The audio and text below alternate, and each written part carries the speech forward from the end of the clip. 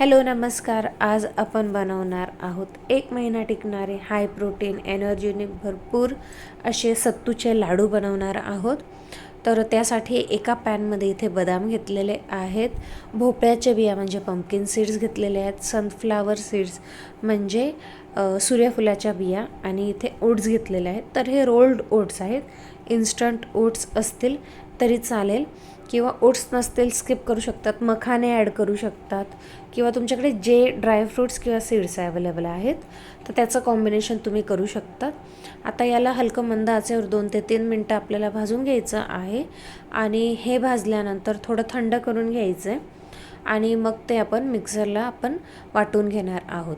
तर याच्यामध्ये अजून जिन्नस ॲड करायचे आहे. इथे 1 कप खजूर घेतलेला आहे, बिया काढून 1 कप खजूर आहे आणि अर्धा कप डेसिकेटेड कोकोनट म्हणजे की नारळाचा बुरादा असतो ना तो घेतलेला आहे. तर हे 2 वाटी जे मिश्रण आहे ना ते झालेलं आहे. अर्धा वाटी तूप घेतलं आहे, त्यामध्ये 2 वाटी सत्तूचं पीठ ॲड केलेलं आहे. हे पीठ आपल्याला हलकं मंद आचेवर 5 मिनटं भाजायचं, कारण की ऑलरेडी हे भाजलेलं असतं पहिलेपासून. तर याला 5 मिनटं लागतात. फक्त मंद आचेवर आपल्याला हलकं भाजून घ्यायचं आहे आणि हे भाजून झालं की त्यामध्ये आपण 1 कप गूळ ॲड करणार आहोत.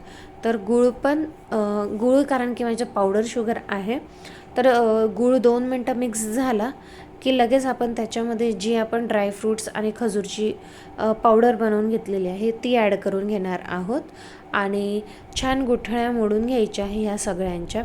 याच्यामध्ये तूप अजून जाणार आहे, तर ते पण मी पुढे सांगितलेलं आहे की मी तूप का ॲड केलं, कारण की टोटल 1 कपच तूप होतं, पण मी ॲड करताना आधी अर्धा कप केलं, कारण की तूप जास्त झालं तर काही करू शकत नाही, पण कमी झालं तर ॲड केलेलं बरं, म्हणून आधी अर्धा कप ॲड केलं.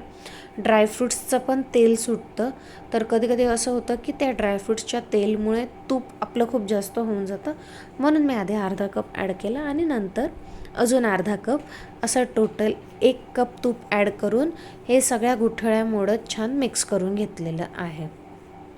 आता याचे लाडू बनवत होते. लाडू बनवताना ॲक्च्युली इझिली बनत होते, पण थोडं प्रेशर द्यावं लागत होतं का. मग मी काय केलं ना, हे सेम मिक्सचर जे आहे ना ते मिक्सरमध्ये वाटून घेतलेलं आहे आणि याला अगदी प्रॉपर इझिली बाइंड होतं आहे आता, कारण की जे ड्रायफ्रूट्स आहे त्याचं पण तेल अजून सुटलेलं आहे जेव्हा आपण मिक्सरमध्ये फिरवतो.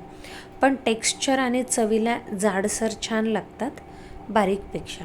तर तुम्हाला कसं आवडतं त्याच्यावर आहे, पण बारीक असलेलं तर सगळ्या एजच्या लोकांना खायला सोपं जातं.